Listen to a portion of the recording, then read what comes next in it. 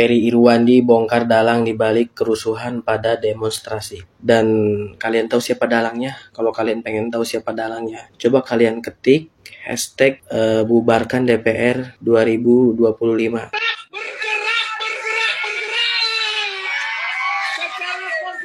Nah, kalian para manusia-manusia Pukima ya, yang selalu menyeret-nyeret ya Pak Jokowi dengan kasus-kasus yang ada sekarang ini ya, berhentilah mulut kalian itu Pukima ya. Kalian selalu bicara geng Solo, sementara itu geng Solo hanya karangan-karangan kalian ya. Dan kemarin malam saya perhatikan itu ya, di Rakyat Bersuara itu si Ferry Pukima itu ya, nanti akan saya stitu pitinya dia tuh. Dia itu ya seolah-olah ya membuat narasi bahwa yang menggerakkan demo itu yang di DPR adalah pendukung Gibran gitu. Asumsi kalian terlalu dipaksakan. Kalian udah lihat ibu-ibu yang mengatakan Bapak Prabowo sampai sekarang pendukung Gibran bukanlah orang yang mudah mengeluarkan kalimat-kalimat untuk menghujat, merendahkan ataupun menghina, apalagi membuat kerusuhan. Udah keterlaluan banget sih. Ibu-ibu ini bilang teriak-teriak Prabowo Prabowo bab harus diganti oleh Anies Baswedan. Waduh, demo macam apa ini? Polisi kenapa diam melihat ibu-ibu ini? Ini seluruh dunia, saya wakil rakyat ini. Saya aturan mau ketemu sama para wakil rakyat, matamu picek kuwi. Aku mau mbok wakili, rupamu elek ya ono omonganmu ra gendah. Wong ra duwe aturan, ra duwe tata krama. Gah.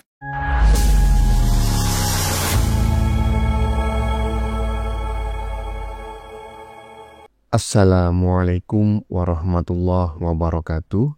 Saudara-saudaraku sebangsa dan setanah air, dimanapun kalian berada, semoga kalian selalu dalam kondisi sehat walafiat ya. Berjumpa lagi dengan saya di Gaspol Update. Kami bukanlah buzzer pihak manapun. Kami hanya menyajikan keputusan ada di tangan Anda. Teman-teman, ini ada video yang menurut saya cukup menarik, yakni tentang penggiringan opini yang semakin kesini semakin masif, bukan hanya melibatkan netizen abal-abal, tetapi juga mulai melibatkan ya, atau mulai dilakukan oleh netizen-netizen dengan followers seabrek. Walaupun tidak dengan terang-terangan menyebut bahwa dalang dibalik demo besar-besaran kemarin adalah Jokowi dan Gibran, tetapi aromanya mereka mengembuskan isu bahwa mereka berdualah dalangnya. Dan tujuannya adalah satu, melancarkan ya Gibran menuju RI 1. Celakanya ya kan. Yang mengatakan ini hanyalah seorang netizen dengan latar belakang kemampuan yang belum teruji dan terukur ya. Dia hanya banyak pengikutnya dan konon ber-EQ tinggi, 140 katanya EQ-nya. Ferguson. Kebenaran dalam memprediksi itu ya, rujukannya atau tolok ukurnya itu adalah fakta empiris atau bukti-bukti di lapangan, bukan bacotan. Walaupun yang ngomong ini EQ-nya 200.000 sekalipun ya kan. Apalagi ternyata konten kreator yang modelnya macam mabok kecubung ini ya, juga diduga oleh netizen lain ya, merupakan bagian dari anak abah. Koclak. Udah jelaskan kemana arahnya. Nah, bagaimanakah videonya dan bagaimanakah respon netizen? Mari kita tonton bersama, kemudian mari kita komentari bersama di bagian akhir video. Ini dia.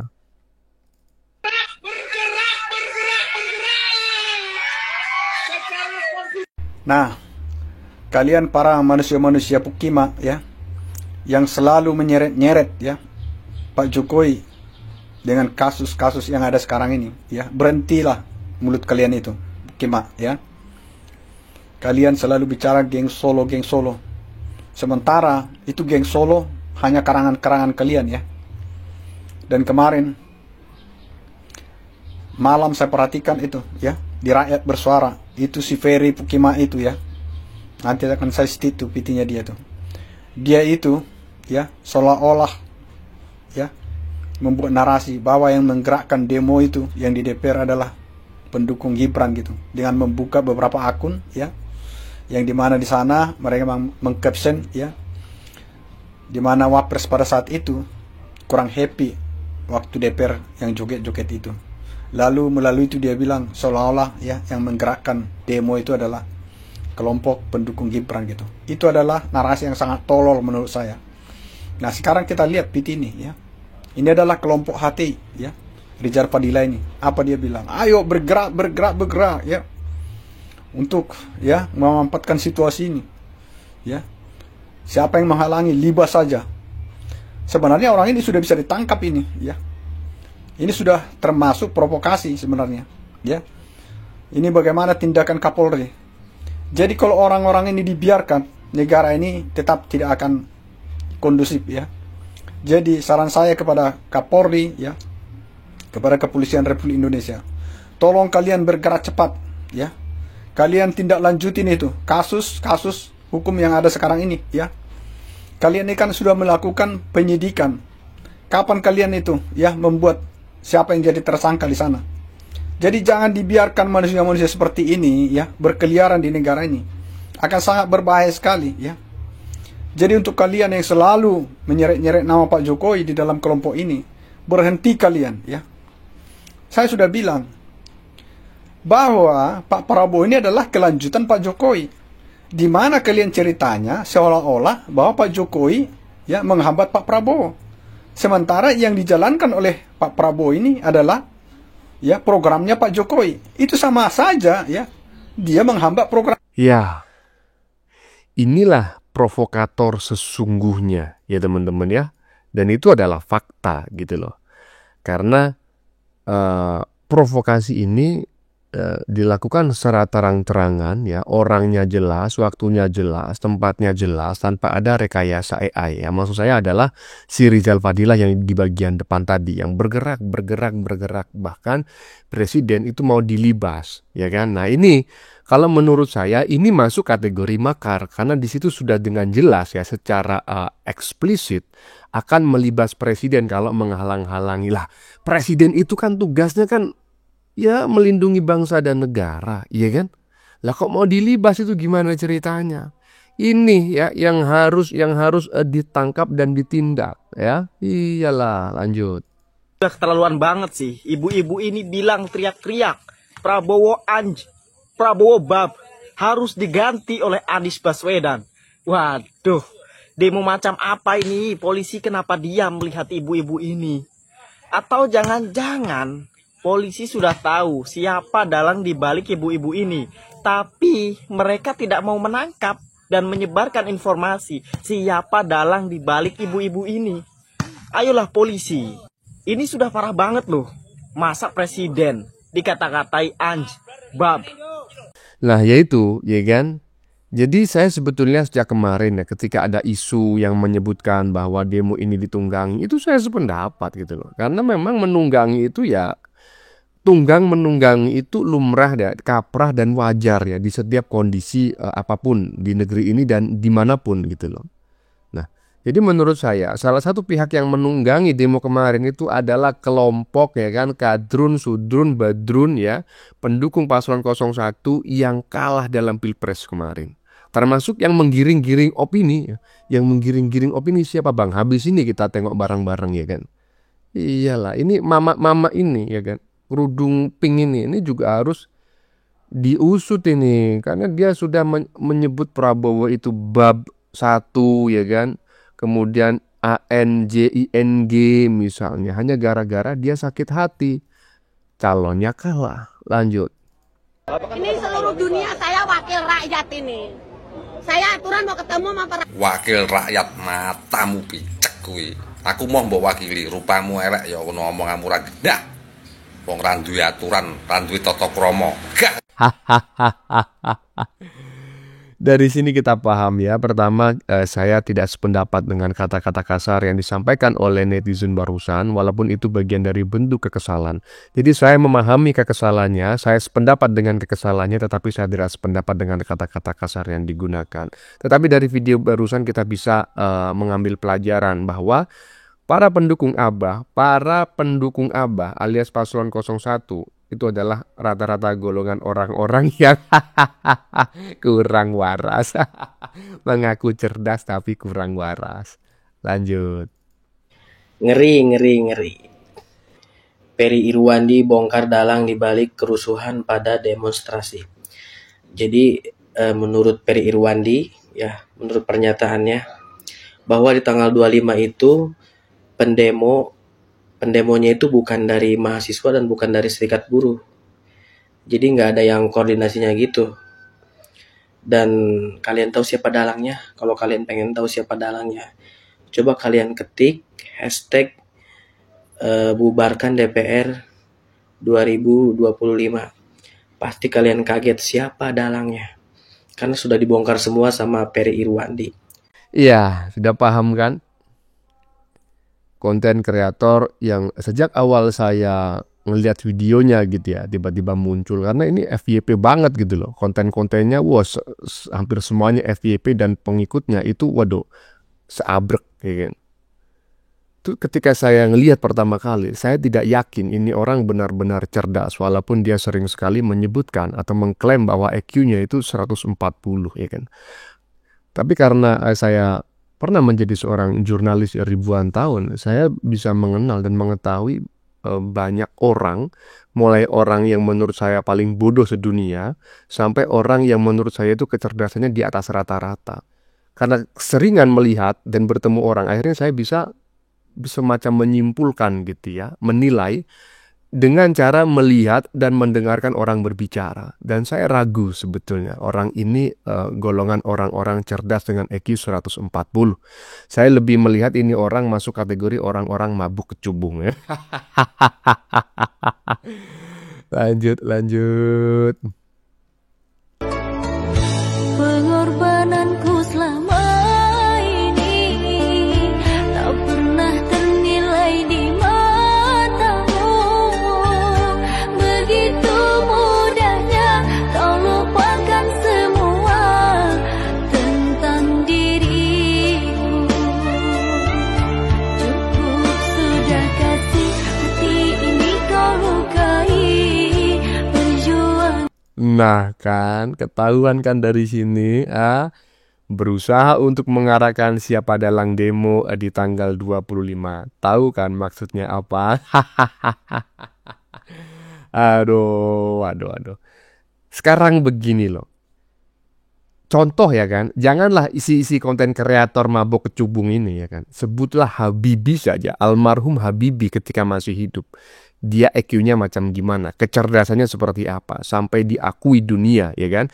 Bahkan beberapa paten yang dibuat oleh Habibie ya kan, penemuan yang dipatenkan oleh Habibie itu menjadi rujukan internasional di dunia penerbangan. Coba tanya ketika terjadi sebuah huru-hara, terjadi sebuah aksi chaos, tanya, Habibie, kau kan cerdas, kira-kira siapa dalang di balik semua ini? Bisa jawab nggak? Nggak bisa lah. Juga sama, konten kreator ini latar belakang pengetahuannya di bidang apa? Apakah dia seorang software engineering ya kan? Apakah sebagai seorang hacker? Apakah dia seorang yang mengerti, memahami skrip ya kan? Skrip Python dan lain sebagainya, sehingga dia bisa melacak siapa sebetulnya yang pertama kali menyebarkan atau memprovokasi agar demo ini terjadi. Kemudian juga katanya dia bisa mengetahui bahwa pada tanggal 25 yang demo itu golongan ini. Dia tahu dari mana? Pengetahuan latar belakang dia menurut saya tidak cukup untuk menyimpulkan hal itu. Dari sini kita harus cerdas teman-teman ya. Jangan terkecoh dengan orang yang mengaku EQ-nya tinggi kemudian followernya banyak. Belum tentu yang diomongkan itu benar. Ya, lanjut. Mulai lagi cari kambing hitam. Mulai berasumsi kalau Gibran adalah dalang di balik demo 25 Agustus di depan DPR kemarin. Ini segala sesuatunya dikaitkan. Segala sesuatu dipaksa untuk menghubung-hubungkan. Kayaknya sehari tidak menyenggol keluarga Bapak Jokowi dan juga Gibran, mungkin mereka tidak dapat jatah ataupun tidak dapat makan. Asumsi kalian terlalu dipaksakan. Kalian udah lihat ibu-ibu yang mengatakan Bapak Prabowo sampai sekarang pendukung Gibran bukanlah orang yang mudah mengeluarkan kalimat-kalimat untuk menghujat, merendahkan ataupun menghina, apalagi membuat kerusuhan, tambah lagi membuat kekacauan bahkan pencerahan. Saya sekedar mengingatkan, tolong narasi-narasi nama-nama yang lain dinaikkan ke permukaan. Kasihan, udah turun ke lapangan, tapi namanya tidak mencuat ke permukaan. Bukan karena tidak dikenal, tapi karena busuknya sudah terlalu dalam. Dan baunya sudah sangat-sangat berlebihan. Salam, akal waras. Nah, iyalah. Jadi narasi-narasi nama lain itu dinaikkan ke permukaan juga, ya kan? Jangan disembunyikan. Hah? Karena sebetulnya rakyat itu nggak bodoh-bodoh amat gitu loh. Walaupun kalian itu menggiring opini ke sana kemari, mengaku cerdas, kemudian follower banyak, itu kan bisa diciptakan, ya kan? Saya pun ya kan, walaupun bukan orang yang cerdas, tapi kalau saya memiliki backing yang kuat, ya, dana yang cukup, saya bisa menjadi konten kreator yang paling nomor wahid di Indonesia. Hah? Karena untuk menjadi seorang konten kreator sukses tidak perlu ahli, tidak perlu pintar, hanya cukup menguasai algoritma. Dan algoritma itu digerakkan oleh anggaran, bro. Bagaimana kita bisa menggerakkan algoritma YouTube? Ya bayar iklan ke YouTube. Bagaimana kita bisa menggerakkan algoritma TikTok? Ya kita bisa bayar ke TikTok, ya kan? Jangan mudah terprovokasi dengan isu-isu yang digiring, ya kan? Dan penggiringannya seolah-olah tidak menuduh. Saya tidak menuduh ya. Memang ada tanda-tanda itu begini. Saya tidak menyebut nama Pret. Kalau memang Anda itu yakin bahwa dalang dibalik semua ini adalah Jokowi atau Gibran, sebutkan namanya secara jelas. Jangan cuma menggunakan kode-kode ala Pret. Lanjut. Agak sulit rasanya kalau kita mau mempercayai ada kelompok-kelompok yang selalu menuduh Pak Jokowi, Gibran dibalik semua demo-demo yang ada yang anarkis. Sulit rasanya untuk membayangkan seorang yang mempertaruhkan resiko politik, karir politiknya, mempertaruhkan jiwa dan raganya untuk membangun Indonesia, kemudian harus menjatuhkan ya diri dan martabatnya, bahkan nama baik keluarganya, dengan cara-cara yang menurut saya agak sulit untuk kita nalar secara rasional. Dalam hal ini, teriakan-teriakan bahwa mereka atau kelompok Pak Jokowi, geng Solo yang merupakan arsitek dari semua kerusuhan itu adalah framing, adalah satu kekuatan yang ingin menjatuhkan, ingin bahkan ya lempar batu sembunyi tangan. Jadi kita perlu berhati-hati teman-teman dengan semua teriakan-teriakan di media sosial yang selalu mengkambing hitamkan Pak Jokowi dan keluarga, yang seolah-olah bahwa yang merusak bangsa ini adalah Pak Jokowi. Padahal sejarah telah mencatat satu periode Pak Jokowi telah diakui, bukan hanya sebuah pengakuan, diakui oleh masyarakat. 80% dari masyarakat yang dipimpin mengakui bahwa ada banyak jejak, ada banyak tanda mata yang dititikkan dalam perjalanan kepemimpinan Pak Jokowi sebagai Presiden Republik Indonesia. So, bukan sobat partai politik, mari kita bernalar dengan sehat, mari kita dengarkan semua tafsiran-tafsiran politik yang liar, tetapi kita wajib untuk memberikan catatan-catatan bahwa Indonesia tidak sedang berada pada kondisi gawat darurat, tetapi dalam kondisi sedang terdefinisikan secara baru dalam pendekatan-pendekatan berpolitik yang akan menjadi ruang baru bagi kita untuk melihat Indonesia di masa yang akan datang, bukan partai politik. Ya, jadi saya sependapat ya dengan netizen barusan di bagian depan.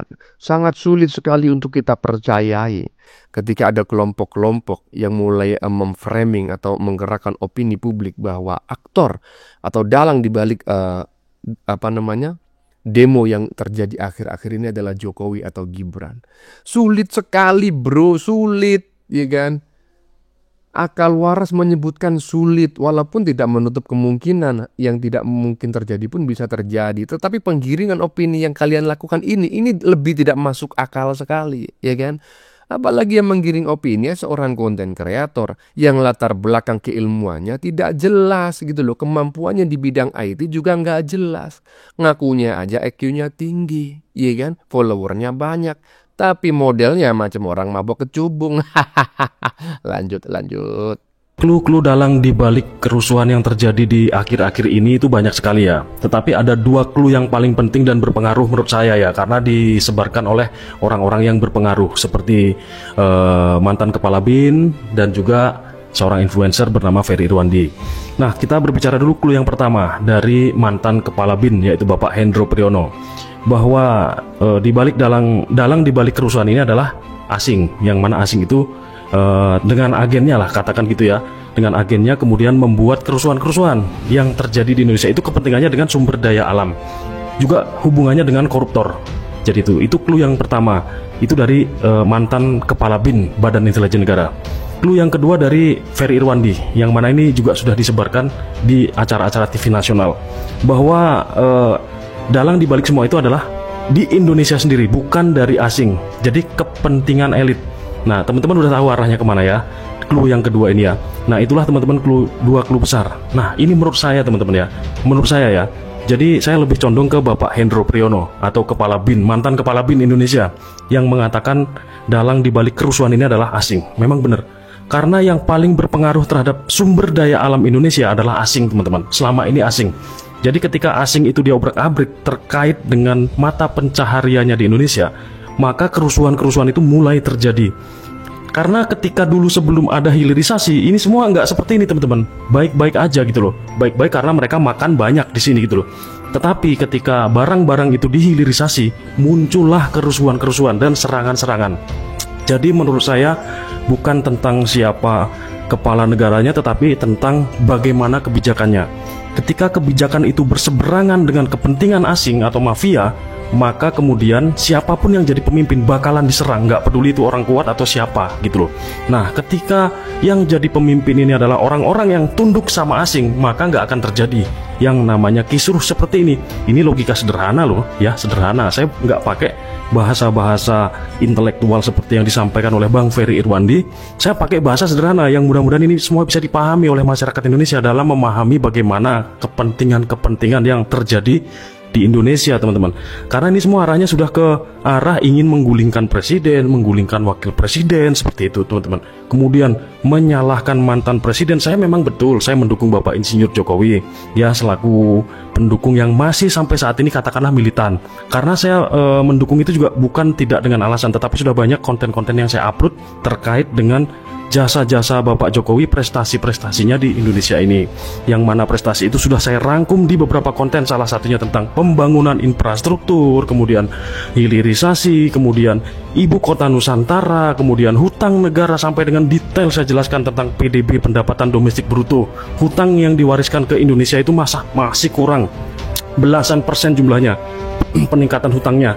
Ketika Bapak Jokowi mewariskan Indonesia ke presiden yang selanjutnya, hanya peningkatannya di belasan persen, sementara sebelumnya sampai dengan 200% peningkatan hutangnya, dan tidak sebanding lurus dengan jumlah pembangunan yang ada. Nah, di belasan persen ini sangat berbanding lurus dengan jumlah pembangunan yang ada, seperti pembangunan smelter, pembangunan infrastruktur jalan tol, pembangunan pelabuhan, pembangunan sekolah-sekolah. Pokoknya kita kalau ngitung masalah pembangunannya di era ke-7 itu, kita sangat banyak bisa melihat dengan mata kepala kita sendiri gitu loh. Dengan mata kepala kita sendiri kita bisa melihat. Dan di sebelum-sebelumnya kita sudah juga bisa melihat dengan mata kepala kita gitu loh. Proyek-proyek seperti proyek Hambalang saja seperti itu kan, mangkrak kan gitu. Itu hanya proyek kecil loh dibandingkan dengan proyek Hambalang. Itu nggak ada seujung kukunya loh kalau dibandingkan proyek jalan tol Trans Sumatera. Apalagi mau dibandingkan dengan jalan tol Trans Jawa, ibarat ya nggak ada 1/16-nya gitu loh. Itu teman-teman. Jadi itulah yang menyebabkan kemudian para pendukung Bapak Jokowi ini militan. Dan sekarang saat ini saya juga melihat di sosial media bahwa YouTuber Nusantara diarahkan sebagai penggiring demo, yang mana demo itu terjadi sampai dengan kisruh seperti ini. Memang betul, tetapi demonya itu sebatas demo menuntut rancangan undang-undang perampasan aset, itu aja. Ya, siapapun dalangnya, ya kan, kita harus bisa membedakan antara dalang dan penumpang gelap, ya kan. Penumpang gelap ini adalah orang yang tidak ikut apa-apa. Tiba-tiba ketika kereta mau jalan, dia nggak pernah beli tiket, dia tidak pernah memesan, tidak pernah menciptakan kereta, tidak pernah menciptakan rel atau jalur, dia tiba-tiba naik. Ya. Kalau dalangnya terlalu jauh lah bagi saya untuk mengomentarinya, karena saya harus sadar diri kemampuan saya tidak cukup ya untuk melakukan prediksi terkait dalang demo besar-besar yang terjadi kemarin. Apalagi sangat masif sekali terjadi di berbagai wilayah di Indonesia. Ya, walaupun saya juga mengetahui, bukan mengetahui, saya meyakini pasti ada dalangnya. Nggak mungkin demo itu nggak ada dalangnya, pasti ada dalangnya. Tapi saya harus sadar diri, nggak seperti seorang konten kreator lain itu, ya kan, yang ngaku EQ-nya 140, yang modelnya macam mabok kecubung, yang sudah mengatakan inilah, memframing inilah, itulah, dalangnya inilah, itulah, alah, koplak, nggak ada, ya. Kita hanya bisa memprediksi adalah orang-orang yang menjadi penumpang gelap. Siapa yang menjadi penumpang gelap? Ya itulah si Abah Wan Nyibul dan para pendukungnya, si anak-anak ABA yang saat ini mulai menggiring opini, memframing bahwa Jokowi dan Gibran adalah dalang di balik aksi demo selama ini. Alah, koplak. Bagaimana menurut kalian? Keputusan ada di tangan Anda. Silakan tulis di kolom komentar baik Anda yang setuju maupun yang tidak setuju dengan isi konten ini. Sebelumnya saya memohon maaf ya jika dalam penyajian konten ini ada kata-kata yang menyinggung, kurang tepat penggunaannya, atau ada data yang dianggap keliru atau salah. Saya memohon maaf yang sebesar-besarnya. Kita jumpa lagi di lain video. Salam NKRI.